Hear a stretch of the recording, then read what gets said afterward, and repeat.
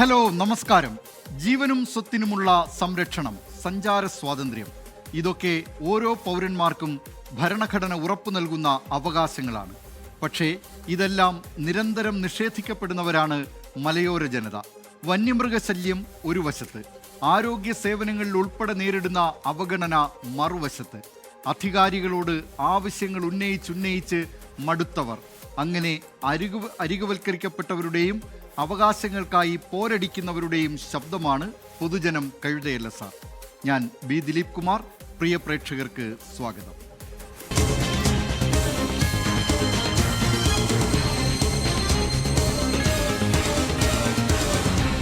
പൊതുജനം കഴുതയല്ല സാർ.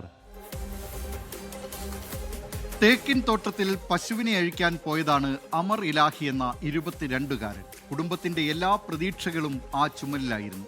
ആ അമർ ഇലാഹി കാട്ടാനക്കലിക്ക് ഇരയായി. കാടിറങ്ങി നാട്ടിലെത്തിയ ആനക്കൂട്ടത്തെ പ്രതിരോധിക്കാൻ വാഗ്ദാനങ്ങളുടെ നീണ്ട നിരയാണ് വനം വകുപ്പ് അന്ന് മുള്ളരിങ്ങാട്ട ജനങ്ങൾക്ക് മുന്നിൽ അവതരിപ്പിച്ചത്. പക്ഷേ എല്ലാം വെള്ളത്തിൽ വരച്ച വര പോലെയായി. വർഷം 1 കഴിഞ്ഞു. കാട്ടാനപ്പേടിയിൽ ഉറക്കം നഷ്ടപ്പെട്ട മനുഷ്യർ എന്തു ചെയ്യണം എന്നറിയാത്ത ഗതികേടിലാണ്.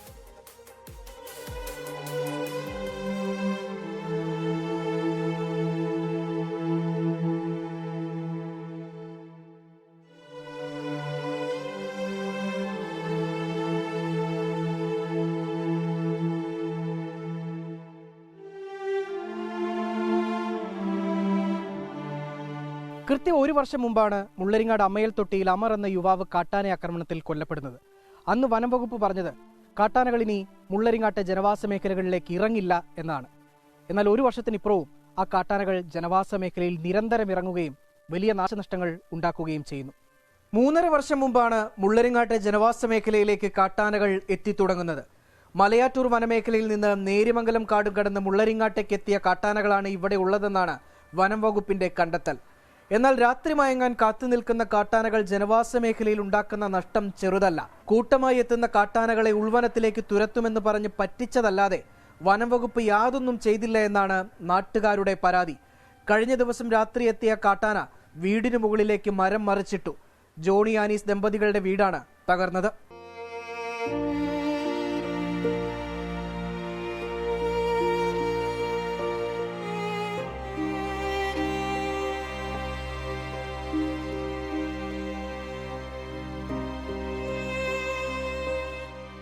ഞങ്ങൾ ഇന്നലെ കുറേ ദിവസമായിട്ട് ആനശല്യമായതുകൊണ്ട് മകൻ്റെ വീട്ടിലേക്ക് കിടക്കാൻ പോയി. ഇവർക്ക് സുഖം ഇല്ലാത്ത ആളാണ്.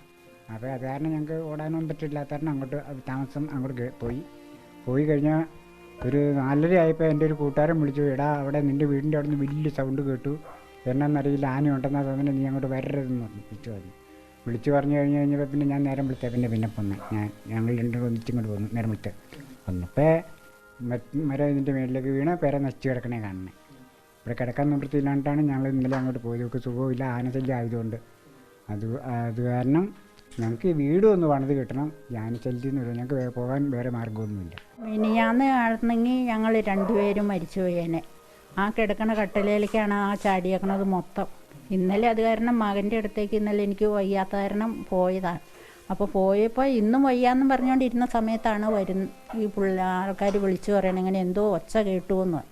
അപ്പോൾ അന്നേരം ഞങ്ങൾ വന്ന് നോക്കുമ്പോൾ ഇതാണ് സംഭവം. മൊത്തം തീർന്നു.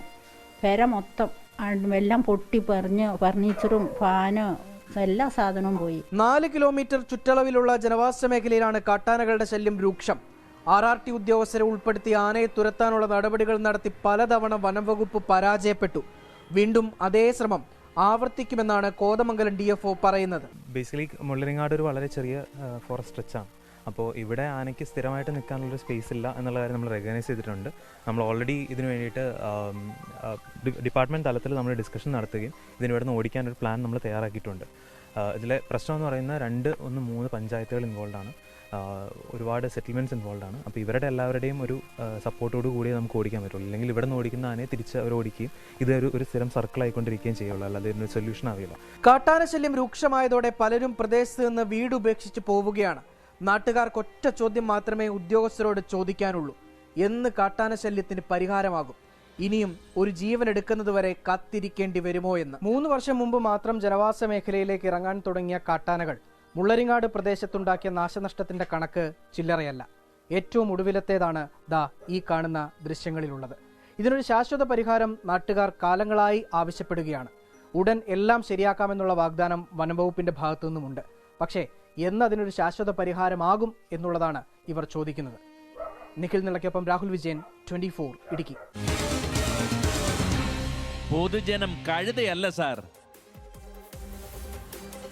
മുള്ളരിങ്ങാട്ടുകാർക്ക് ഭയം വിതയ്ക്കുന്ന ഈ അവസ്ഥയ്ക്ക് മാറ്റം വരണം എന്ന തരത്തിൽ നിരവധി പ്രേക്ഷകർ പ്രതികരിക്കുന്നുണ്ട്. വാർത്തയുടെ അടിസ്ഥാനത്തിൽ ഇനിയെങ്കിലും നീതി കിട്ടട്ടെ എന്ന് രഘുനന്ദനൻ തിരുമുല്ലവാരം പറയുന്നു. സീന മുഹമ്മദ് പറയുന്നു, വാഗ്ദാന പെരുമഴയായിരുന്നല്ലോ തെരഞ്ഞെടുപ്പ് എടുത്തപ്പോൾ, ഇലക്ഷൻ കഴിഞ്ഞാൽ പിന്നെ എല്ലാം പഴയതുപോലെ എന്നാണ്.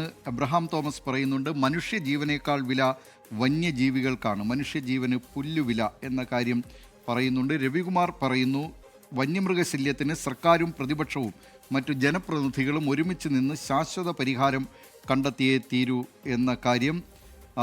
ജസ്റ്റിൻ അമ്പലത്ത് പറയുന്നു, വനമന്ത്രിയെക്കുറിച്ചാണ് ഗുഡ് ഫോർ നത്തിങ് എന്ന പ്രതികരണമാണ് നടത്തിയിരിക്കുന്നത്. നൌഷാദ് പുന്നത്തല, വന്യമൃഗശല്യങ്ങൾ പരിഹരിക്കുന്നതിൽ നമ്മുടെ സർക്കാരുകൾ അമ്പേ പരാജയമാണ് എന്ന് പറയുന്നുണ്ട്. ആശാ സിംഗപ്പൂർ പറയുന്നു, വനം മന്ത്രി കേരളത്തിലുണ്ടോ ആവോ, കാണാനില്ല എന്ന്. ഏതായാലും വനം വകുപ്പിനെതിരായിട്ടുള്ള പ്രതികരണങ്ങളാണ് ഇതുമായി ബന്ധപ്പെട്ട് പ്രേക്ഷകരിൽ ഭൂരിപക്ഷം പേരും അയക്കുന്നത്. ഇക്കാര്യത്തിൽ വനം വകുപ്പ് നേരത്തെ ജനങ്ങൾക്ക് നൽകിയ വാഗ്ദാനങ്ങൾ അത് പാലിക്കാൻ അവർ ബാധ്യസ്ഥരാണ്. ഈ അപകടവും ദുരന്തവും ഒക്കെ ഉണ്ടാകുമ്പോഴല്ല വന്ന് ഇത്തരത്തിൽ വാഗ്ദാനങ്ങൾ നൽകി പിന്നീട് തലയൂരുന്നത്. അത് നല്ലതല്ല എന്ന് മാത്രം പറയാം. ഏതായാലും വനംവകുപ്പിൻ്റെ ഭാഗത്തു നിന്ന് ഈ മുള്ളരിങ്ങാട്ടുകാരുടെ പ്രശ്നങ്ങൾ അത് പരിഹരിക്കുന്നതിനുള്ള നടപടി ഉണ്ടാവട്ടെ എന്ന് നമുക്ക് ആശിക്കാം. മറ്റൊരു വിശേഷത്തിലേക്കാണിനി. ഒരു കുളം നന്നാക്കാൻ നോക്കി ലക്ഷങ്ങൾ കുളമാക്കിയ സംഭവത്തിലേക്കാണ് ഇനി പോകുന്നത്. മലപ്പുറം പെരുമ്പടപ്പ് പഞ്ചായത്തിലെ ആനറക്കുളം നാട്ടുകാർക്ക് ഗുണമാകാൻ വേണ്ടി സ്വകാര്യ വ്യക്തികൾ പഞ്ചായത്തിന് വിട്ടുകൊടുത്തു. കുളം നന്നാക്കാനെന്ന പേരിൽ പഞ്ചായത്ത് ചെലവാക്കിയത് 1ഉം 2ഉമല്ല 75 ലക്ഷം രൂപയാണ്. ഇത് കഴിഞ്ഞിട്ട്, ഈ നിർമ്മാണം കഴിഞ്ഞിട്ട് അധികകാലമായിട്ടില്ല. പക്ഷേ കെട്ടിടിഞ്ഞ് കുളം നാശമായിരിക്കുകയാണ്. പൊതുപണം വെള്ളത്തിലാക്കിയിരിക്കുന്നു. എന്തിനീ പാഴ്വേല എന്നാണ് ഇപ്പോൾ അവിടെയുള്ള നാട്ടുകാർ ചോദിക്കുന്നത്.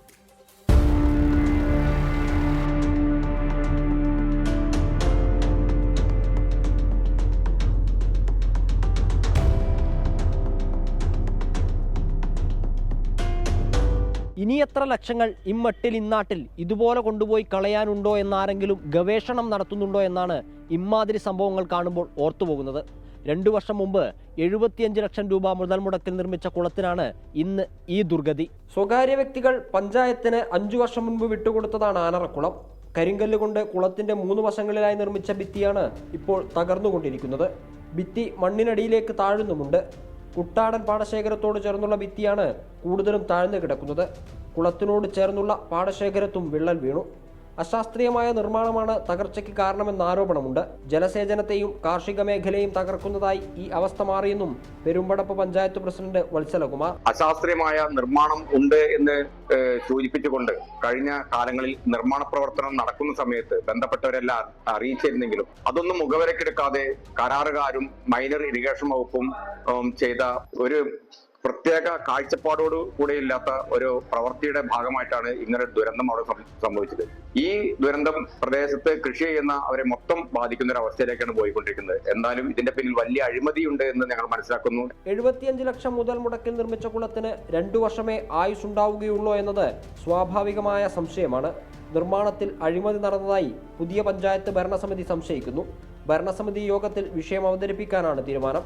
പഞ്ചായത്ത് പ്രസിഡന്റിന്റെ നിർദ്ദേശത്തെ തുടർന്ന് പൊന്നാനി ഇറിഗേഷൻ AE കുളം സന്ദർശിച്ചിട്ടുണ്ട്.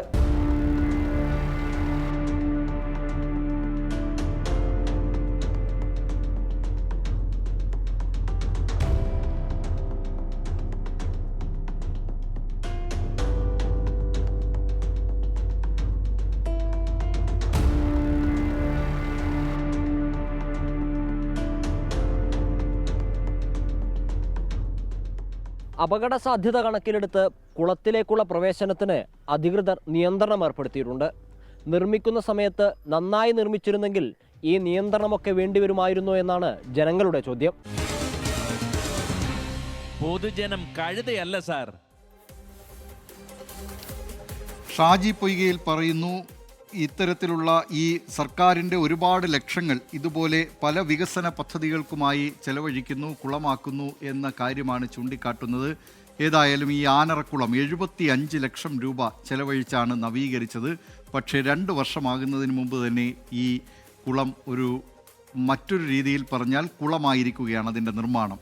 അത് പല സ്ഥലങ്ങളിലും അതിൻ്റെ ആ നിർമ്മാണത്തിന്, ആ നിർമ്മിതിക്ക് കേടുപാടുകൾ സംഭവിച്ചു കൊണ്ടിരിക്കുകയാണ്. പൊതുജനം മൂക്കത്ത് വിരൽ വയ്ക്കുകയാണ്. മറ്റൊരു വിശേഷത്തിലേക്കാണ് ഇനി. വഴി ചോദിച്ചു പോകാൻ ഇനി വഴിയൊന്നും ബാക്കിയില്ല. എന്നിട്ടും പാലക്കാട് വടവന്നൂരിലെ ഒരു കൂട്ടം മനുഷ്യർക്ക് സ്വന്തം വീടുകളിലേക്ക് ഒരു വഴിയില്ല. അടിയന്തര സാഹചര്യത്തിൽ പോലും വാഹനം കടന്നു ചെല്ലാത്ത ഇടമാണിത്. പ്രശ്നപരിഹാരത്തിനായി ഓഫീസുകൾ കയറിയിറങ്ങി മടുത്തു ഈ പാവങ്ങൾ.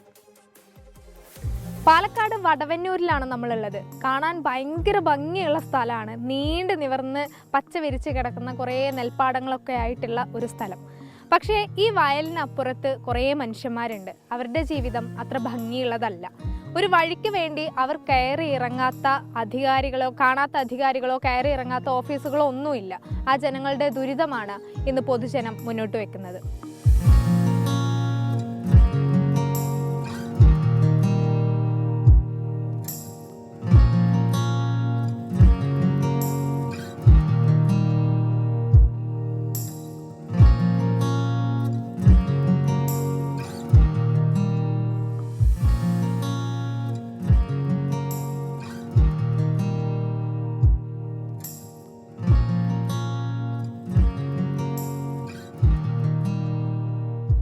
കഥ കുറച്ച് പഴയതാണ്. വടവണ്ണൂർ വാക്കോട് പ്രദേശത്തെ നിർധനരായ കുറേ പാവങ്ങളുടെ കഥ. ഒന്ന് ആശുപത്രിയിൽ പോകാൻ, മരിച്ചാൽ മൃതദേഹം കൊണ്ടുപോകാൻ, സ്കൂളിൽ പോകാൻ, അങ്ങനെ ഒരു വഴിക്കു വേണ്ടി കാലങ്ങളായി കാത്തിരിക്കുന്ന കുറേ മനുഷ്യർ. ഈ അവിടെ നിന്ന് തുടങ്ങിയിട്ട് ഇത്തരട്ടുള്ള വഴി സ്വകാര്യ വ്യക്തികളുടെ തന്നെയാണ്. പക്ഷെ അയാളോട് പലതവണ അയാളായിട്ട് ഞങ്ങൾ പോവും ബന്ധപ്പെടുകയൊക്കെ ചെയ്തു. അപ്പോൾ പണം തരികയാണെങ്കിൽ സ്ഥലം തരാനാണ് അയാളുടെ ഒരു നിലപാടുണ്ടായിരുന്നത്. ഇടയ്ക്ക് അങ്ങനെ പറയും, ചിലപ്പോൾ ഒന്ന് ആലോചിക്കട്ടെ പറയും. അങ്ങനെ പല രീതിയിലും പറഞ്ഞിട്ട് ഞങ്ങൾക്കിത് എന്താ പറയുക, ഒരു സ്വപ്നം കാണുമെന്ന് മാത്രമേ ഉള്ളൂ. 200 മീറ്റർ മാത്രമാണ് ഈ വഴി പ്രശ്നം. സ്വകാര്യ വ്യക്തിയുടേതാണ് ഭൂമി. പണം കൊടുത്ത് വഴിക്കു വേണ്ടി ഭൂമി വാങ്ങാൻ ഈ ജനങ്ങൾ തയ്യാറുമാണ്. പക്ഷെ ചോദിക്കുന്ന ഭീമമായ തുക നൽകാൻ ഗതിയില്ല. അന്നന്നത്തെ അന്നത്തിനു വേണ്ടി കൂലിപ്പണിക്ക് പോകുന്ന ഈ മനുഷ്യർ ലക്ഷക്കണക്കിന് രൂപ എവിടെ നിന്ന് കണ്ടെത്തും? ഇതോടെ അധികൃതർക്ക് മുന്നിൽ നിരന്തരം കയറിയിറങ്ങി എന്തെങ്കിലും സഹായത്തിനു വേണ്ടി. ഒരുപാട് മറ്റേ ഇതൊക്കെ പറഞ്ഞിട്ടുണ്ടായിരുന്നു, ഒരുപാട് കാര്യങ്ങൾ പറഞ്ഞിട്ടുണ്ടായിരുന്നു. ഞങ്ങൾ അങ്ങനെ ചെയ്യാം ഇങ്ങനെ ചെയ്യാന്നൊക്കെ പറഞ്ഞിട്ടുണ്ടായിരുന്നു. പക്ഷേ അത് കഴിഞ്ഞതും പിന്നെ ആരെയും കണ്ടിട്ടുമില്ല, ഒന്നുമില്ല. അവർക്ക് സ്ഥലം വിട്ടു കൊടുക്കില്ല. അവർ അതിനുള്ള എന്താണെന്ന് വെച്ച് കഴിഞ്ഞാൽ ഞങ്ങളെ കൊടുത്ത ഒരു ഫണ്ട് എഴുതിയിട്ടുണ്ട്. ഞങ്ങളെ കൊണ്ടാവണ സഹായം ചെയ്യാൻ വേണ്ടിയുള്ളൊരു ഫണ്ട് ഞങ്ങൾ ഇവിടുന്ന് ഞങ്ങളെ കൊണ്ടാവണ ഒരു ഇത് ഞങ്ങൾ എല്ലാം കൂടി അവർക്ക് സ്ഥലം വിട്ടുകൊടുക്കും. അതിന് പൈസ ഇല്ലാത്ത കാര്യം കൊണ്ടോ അതൊക്കെ ഞങ്ങൾ പറഞ്ഞിട്ടുണ്ട്. വഴിയില്ലാതെ ദുരിതമനുഭവിക്കുന്നതിന് പുറമെയാണ് കുടിവെള്ള പ്രശ്നവും രൂക്ഷമാകുന്നത്. കുടിവെള്ളത്തിന് ബുദ്ധിമുട്ടുന്നുണ്ട്. കാരണം എന്താ വെച്ചാൽ ബോർവെൽ വെള്ളമാണ് നമ്മൾ ഉപയോഗിക്കുന്നത്. അത് നമുക്ക് പുറമേ ഉള്ള ഉപയോഗത്തിന് മാത്രമേ പറ്റുള്ളൂ. കാരണം കലങ്ങിയിട്ടാണ് വരുന്നത്, ഇരുമ്പോട് കൂടി കലങ്ങിയിട്ടാണ് വെള്ളം വരുന്നത്. അതുകൊണ്ട് നമുക്ക് കുടിക്കാനോ ഭക്ഷണം പാകം ചെയ്യാനൊന്നും പറ്റില്ല. കാരണം അതുകൊണ്ട് ആരോഗ്യ പ്രശ്നങ്ങൾ ഒരുപാടുണ്ട്, കുട്ടികൾക്കായാലും വലിയവർക്കായാലും. അതുകൊണ്ട് നമ്മൾ കുറച്ച് ഈ 200 മീറ്റർ അങ്ങോട്ട് കടന്ന് റോഡിൻ്റെ അവിടെ പോയിട്ട് പൈപ്പിൽ നിന്നാണ് വെള്ളം കൊണ്ടുവരുന്നത്. പെട്ടെന്നൊരു മരണം സംഭവിച്ചാൽ, ഒരു ആശുപത്രി ആവശ്യം വന്നാൽ ഓടിച്ചെല്ലാൻ, ഒരു ഓട്ടോ പോകാൻ പാകത്തിനെങ്കിലും ഒരു വഴി, അതുമാത്രമാണ് ഈ ജനങ്ങൾ ചോദിക്കുന്നത്. എല്ലാ തെരഞ്ഞെടുപ്പ് കാലത്തെയും പോലെ അധികൃതരുടെ ഉറപ്പ് വെറും പാഴ്വാക്കാകരുത്. ഈ ജനങ്ങളെ കൂടി കേൾക്കണം. ക്യാമറാമാൻ രാഹുൽ സുധേവിനൊപ്പം ഐഷത്തുൽ ഷംന, 24 പാലക്കാട്. പൊതുജനം കഴുതയല്ല സാർ. ഹസീന ഷാജി ചോദിക്കുന്നു, നാട്ടുകാർ മാത്രമല്ല ഞങ്ങളും ചോദിക്കുകയാണ്, എന്നേലും ശരിയാകുമോ? പൊതുജനം കഴുതയല്ല സാർ എന്ന കാര്യം. ജോസ്വിൻ ജോസഫ് പറയുന്നു, പണക്കാർക്ക് റോഡ് സൈഡിൽ വീടുണ്ട്, പാവപ്പെട്ടവന് വഴിയില്ല, വീടുമില്ല, എന്തൊരു കഷ്ടം എന്ന്. മാൽക്കം ഗോമസ് പറയുന്നു, ആ സ്ഥലം എന്തു ഭംഗിയാണ് കാണാൻ, പക്ഷേ ജീവിതം ഒരു പരഗതിയും ഗതിയുമില്ലാതെ കിടക്കുന്നു എന്ന കാര്യം. ഈ നിലയിൽ നിരവധി പ്രതികരണങ്ങൾ. അല്ലി ഫ്ലവേഴ്സ് പറയുന്നു, അധികാരികൾ എന്തിനു പാവങ്ങളോട് കണ്ണടയ്ക്കുന്നു എന്ന്. അങ്ങനെ നിരവധി പ്രതികരണങ്ങളാണ് ഈ വാർത്തയുമായി ബന്ധപ്പെട്ട് പ്രേക്ഷകരുടെ ഭാഗത്തു നിന്ന് വരുന്നത്. ഏതായാലും ആ നാട്ടുകാരുടെ വഴിപ്രശ്നത്തിന് വൈകാതെ തന്നെ ഒരു വഴി കണ്ടെത്തട്ടെ എന്ന് നമുക്ക് ആഗ്രഹിക്കാം. ഇനി പൊതുജനം കഴുതയല്ല സാറിൽ ഒരു ഇടവേളയാണ്. ഇടവേള. പൊതുജനം കഴുതയല്ല സാർ തുടരുന്നു. യുനെസ്കോയുടെ ലോക പൈതൃക കരട് പട്ടികയിൽ ഉൾപ്പെട്ട സ്ഥലമാണ് തിരുവനന്തപുരത്തെ വർക്കല ക്ലിഫ്. എന്നാൽ ഈ സ്ഥലത്തെ പൈതൃക കുന്നുകൾ സംരക്ഷിക്കപ്പെടുന്നില്ലെന്ന പരാതി വ്യാപകമാവുകയാണ്. കുന്നുകൾ കയ്യേറിയുള്ള നിർമ്മാണ പ്രവർത്തനങ്ങൾ സജീവമായി തുടരുന്നു. സർക്കാർ മുൻകൈയെടുത്ത് പ്രശ്നം പരിഹരിക്കണമെന്നാണ് നാട്ടുകാരുടെ ആവശ്യം. തലസ്ഥാനത്തെ ഏറ്റവും പ്രധാനപ്പെട്ട ടൂറിസ്റ്റ് കേന്ദ്രങ്ങളിൽ ഒന്ന്. പക്ഷേ വർക്കലയുടെ പ്രകൃതി സൗന്ദര്യത്തിന് കോട്ടം സംഭവിക്കുന്നുണ്ടോ? ഉണ്ടെന്നാണ് ഉത്തരം. ഇവിടുത്തെ മനോഹരമായ പൈതൃക കുന്നുകൾ ഇന്ന് റിസോർട്ട് മാഫിയയുടെ അധീനതയിലാണ്.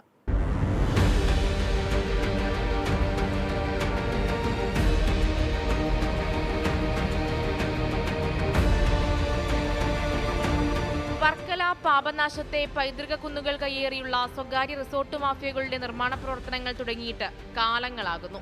പരാതി കൊടുത്ത് ഒരു ജനത മടുത്തതാണ്. എന്നാൽ പരിഹാരമുണ്ടായിട്ടേയില്ല. നഗരസഭ സ്റ്റോപ്പ് മെമ്മോ കൊടുത്ത നിർമ്മാണ പ്രവർത്തനങ്ങൾ പോലും നിലവിൽ പൂർത്തീകരിച്ചു കഴിഞ്ഞു. സ്വകാര്യ റിസോർട്ടുകൾ സാമ്പത്തിക ലാഭമുണ്ടാക്കുന്നത് ഇവിടുത്തെ കുന്നുകളുടെ ശവക്കുഴി തോണ്ടി തന്നെയാണ്.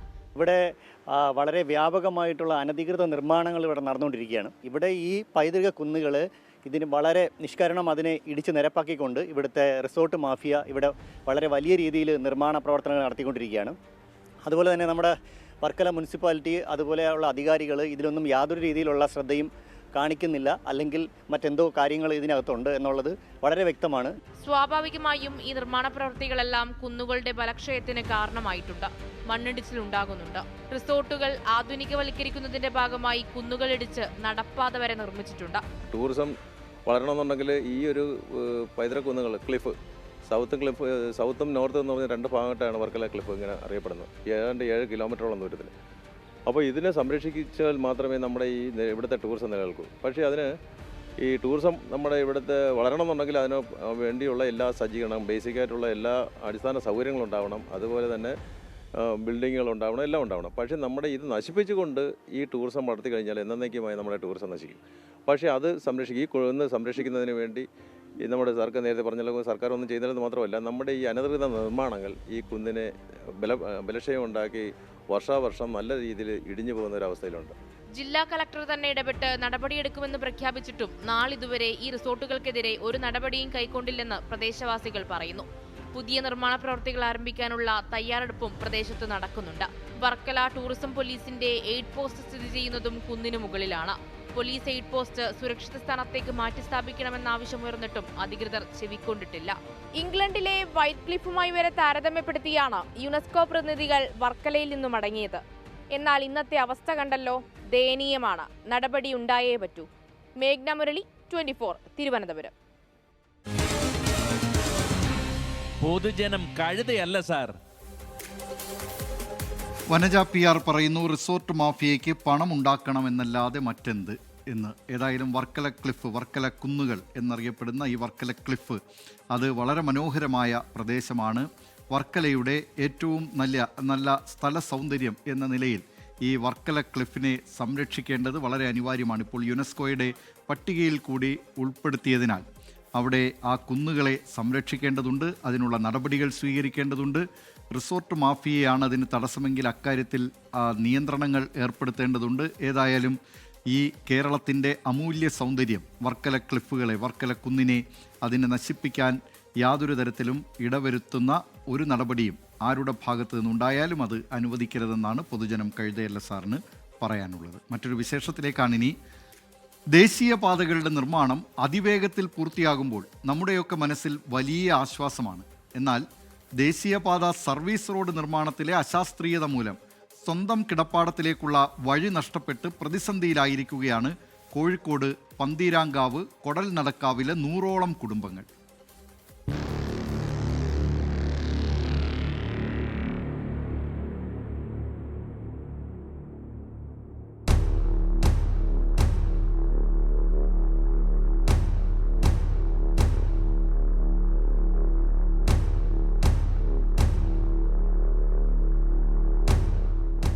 ദേശീയപാത 66-നോടനുബന്ധിച്ചുള്ള സർവീസ് റോഡ് നിർമ്മാണത്തിലെ അപാകത മൂലം വഴി നഷ്ടപ്പെട്ട് വഴിയാധാരമായിരിക്കുകയാണ് കൊടൽ നടക്കാവിലെ 100 കണക്കിന് കുടുംബങ്ങൾ.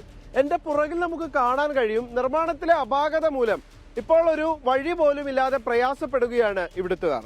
ചിരുണ്ടോത്ത് പറപാറക്കുന്ന്, പനമരം പറപാറക്കുന്ന് എന്നീ റോഡുകൾക്ക് സർവീസ് റോഡുമായുള്ള ബന്ധം പൂർണ്ണമായും വിച്ഛേദിക്കപ്പെട്ടു.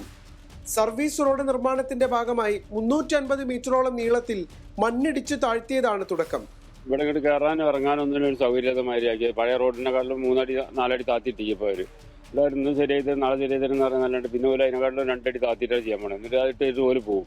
അപ്പോൾ അത് വല്ലാതാണ് ഞങ്ങൾ തടഞ്ഞു വെച്ചിരിക്കുക. അപ്പോൾ പിന്നെ അവർ പറഞ്ഞ് ഞങ്ങൾക്ക് ഇതിലൊരു കാറോ ഒരു ഓട്ടോറിക്ഷയോ ഒരു ബൈക്കോ പോകുന്ന ദൂരത്തിലുള്ള വഴി ശരിയായി തരാനേ പറ്റുള്ളൂ. അപ്പം അതിൽ ഞങ്ങൾ പോകാനേ പറ്റുള്ളൂ. അപ്പോൾ ലോഡ് വണ്ടി വരാനോ ഒരു ആംബുലൻസ് ഒരാൾക്ക് സുഖമില്ല വന്ന് കൊണ്ടുപോകാനൊന്നും ഞങ്ങൾ പഴയ നടന്നുകൊണ്ടിരിക്കുന്ന വഴിയാണ്, അത് ക്ലോസ് ആക്കിയിട്ടാണ് പോലെ ചെയ്യാൻ പോണത്. റോഡിന്റെ പണി ശരിയായ ദിശയിലല്ലെന്ന് മനസ്സിലാക്കിയ നാട്ടുകാർ കരാറുകാരോട് റോഡ് പണി നിർത്തിവെക്കാൻ ആവശ്യപ്പെടുകയായിരുന്നു. ഇത് ഫസ്റ്റിൽ പണി തുടങ്ങുന്ന സമയത്ത് ഞങ്ങൾ അവരോട് പറഞ്ഞിട്ടുണ്ട്, ഇതിലെ റോഡ് പോകുന്നുണ്ട്, പഞ്ചായത്തിൻ്റെ റോഡ് പോകുന്നുണ്ട്, അപ്പോൾ അതിൻ്റെ ലെവലിൽ നിങ്ങൾ സർവീസ് റോഡ് കൊണ്ടുവരണമെന്ന് പറഞ്ഞു. അങ്ങനെ പറഞ്ഞതിൻ്റെ പശ്ചാത്തലത്തിൽ ഓലെന്ത് ചെയ്ത് ഒരു ദിവസം വന്നിട്ട് ഒന്നായിട്ട് അങ്ങോട്ട് ഇടിച്ച് താത്തി. പിന്നെ ഞങ്ങൾ പരാതിപ്പെട്ടതിൻ്റെ പേരിൽ ഞങ്ങളോട് ഉറപ്പ് തന്ന് ഞങ്ങൾ അതിലൂടെ തന്നെ കൊണ്ടുപോകുള്ളൂ. പിന്നെ ഒരിക്കൽ വന്നും കണ്ട് ഒരു JCB വന്നും കണ്ട് ആളില്ലാത്ത സമയം നോക്കി ഒന്നായിട്ട് ഇടിച്ച് അങ്ങോട്ട് പോയി. പിന്നെ ഞങ്ങൾ പരാതിപ്പെട്ട് പിന്നെ ഒരു പണിക്ക് വന്ന സമയത്ത് ഞങ്ങൾ തടഞ്ഞി. അപ്പോൾ ഞങ്ങൾക്ക് തരുന്ന വാക്ക് എന്താണ്, ഞങ്ങൾ പൊന്തിച്ചിട്ട് റോഡ് കൊണ്ടുപോകുള്ളൂ. ഈ കാലം അത്രയും ഒരു കുറച്ച് വന്ന് പണിയെടുക്കും, പണി നിർത്തും, എന്നിട്ട് പിന്നെ പോകും. നിരന്തര ചികിത്സ ആവശ്യമായ ഗുരുതര രോഗം ബാധിച്ചവർ, പ്രായമായവർ എന്നിവരെല്ലാം ഇപ്പോൾ കടുത്ത പ്രതിസന്ധിയിലായിരിക്കുകയാണ്. ഇവർ റോഡിൻ്റെ പണി തുടങ്ങിയ സമയത്ത് ഇവരാദ്യം കുറച്ച് മണ്ണിടിച്ചു. അപ്പം മണ്ണിടിക്കുമ്പോൾ ഞങ്ങൾ പറഞ്ഞു, ഇതിങ്ങനെ ഇവിടെ ഞങ്ങൾ 2 വയസ്സായ ആൾക്കാർ മാത്രമേ സുഖമില്ലാത്തതാണ്, എനിക്ക് ശ്വാസം മുട്ടലിൻ്റെ തകരാറ് കൂടിയുള്ള ഇടയ്ക്കിടയ്ക്ക് ഇങ്ങനെ ഡോക്ടറെ അടുത്തൊക്കെ പോകേണ്ട കേസാണ്. നിങ്ങൾ ഇങ്ങനെ ഇതാക്കി അല്ല, നിങ്ങൾ വണ്ടി കാർ ഒന്ന് താഴോട്ട് ഇറക്കിയിട്ടോളി, നാളെ ഞങ്ങൾക്ക് ലീവാണ്, മറ്റന്നാൾ നിങ്ങൾക്ക് പോകാനുള്ള വഴി ഉണ്ടാക്കി തരാറുണ്ട്. പിന്നെ ഇവരെ ഒരു മാസത്തെ ഇവർ കണ്ടതേ ഇല്ല. പിന്നെ വന്നിട്ട് അവർ പറഞ്ഞാൽ എന്താ വെച്ചാൽ ഇങ്ങനെ റോഡ് ഉണ്ടാക്കാൻ കഴിയില്ല, നിങ്ങൾക്ക് സൈഡിൽ കൂടെ റോഡ് ഉണ്ടാക്കി തരാറുണ്ട്. അപ്പോൾ പിന്നെ ബാക്കിയുള്ള മണ്ണ് മുഴുവൻ ഇടിച്ചു, നിങ്ങൾക്ക് സൈഡിൽ കൂടെ റോഡ് ഉണ്ടാക്കി തരാറുണ്ട്, ബാക്കിയുള്ള മണ്ണ് മുഴുവൻ ഇടിച്ചു. അതൊക്കെ ഇവർ കൊണ്ടുപോയി. ഇപ്പോഴെന്താന്ന് വെച്ചാൽ കോണി വെച്ച് കയറാനും കഴിയാത്ത അത്ര ഉയരത്തിലാണ്. വഴി നഷ്ടപ്പെടില്ലെന്ന് ഇവർക്ക് കളക്ടർ ഉൾപ്പെടെ നേരത്തെ ഉറപ്പ് നൽകിയിരുന്നതാണ്. എന്നാൽ ആ ഉറപ്പുകൾ ഇപ്പോൾ ലംഘിക്കപ്പെട്ടുവെന്നാണ് പ്രദേശവാസികളുടെ പരാതി. ഈ ഭാഗത്തൊക്കെ 100 കണക്കിന് വീടുകൾ ഉണ്ടായിരുന്നു. അവിടേക്കൊക്കെ വാഹനങ്ങൾ യഥേഷ്ടം പോയിരുന്നതുമാണ്. ഈ സർവീസ് റോഡിന്റെ പണിക്ക് വേണ്ടി ആ ഭൂമി ഇടിച്ചു നിരപ്പാക്കിയതിനാൽ ഇപ്പോൾ അവർക്ക് വഴിയില്ല. അതുകൊണ്ട് തന്നെ അത്യാവശ്യ കാര്യങ്ങൾക്ക്, ആംബുലൻസ് അടക്കമുള്ള സേവനങ്ങൾക്കൊന്നും തന്നെ ഇവിടേക്ക് വരാൻ കഴിയാത്തൊരു പ്രതിസന്ധിയുണ്ട്. അതുകൊണ്ട് തന്നെ വളരെ പ്രയാസപ്പെട്ടാണ് കിടപ്പിലായ രോഗികളെ പോലും ഇപ്പോൾ ആശുപത്രിയിലേക്കും മറ്റും എത്തിക്കുന്നത്. പൊതുജനം കഴുതയല്ല സാർ. ഇപ്പോൾ വരുന്ന ഒരു വാർത്തയുണ്ട്. അപകീർത്തികരമായ വീഡിയോ പ്രചരിച്ചതിനെ തുടർന്ന് ആത്മഹത്യ ചെയ്ത കോഴിക്കോട് ഗോവിന്ദപുരം സ്വദേശി യു ദീപക് ജീവനൊടുക്കിയ ആ സംഭവത്തിലെ പ്രതി ഷിംജിത മുസ്തഫയെ ഇപ്പോൾ മഞ്ചേരി സബ് ജയിലിൽ എത്തിക്കുന്നതിൻ്റെ ദൃശ്യങ്ങളാണ് പ്രേക്ഷകർ കാണുന്നത്. അവിടെ യൂത്ത് കോൺഗ്രസിൻ്റെ വലിയ പ്രതിഷേധം നടക്കുന്നുണ്ട്. അതിൻ്റെ തത്സമയ ദൃശ്യങ്ങളാണ്, തത്സമയ സംപ്രേഷണമാണ് പ്രേക്ഷകർ കാണുന്നത്.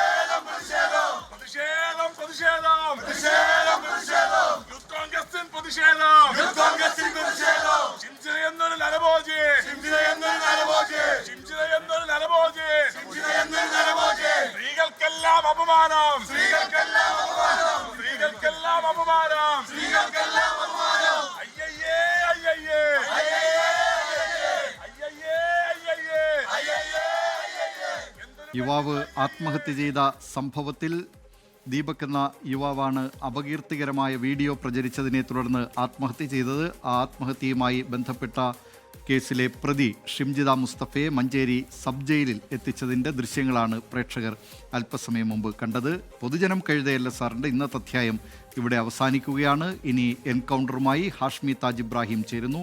Over to Hashmi.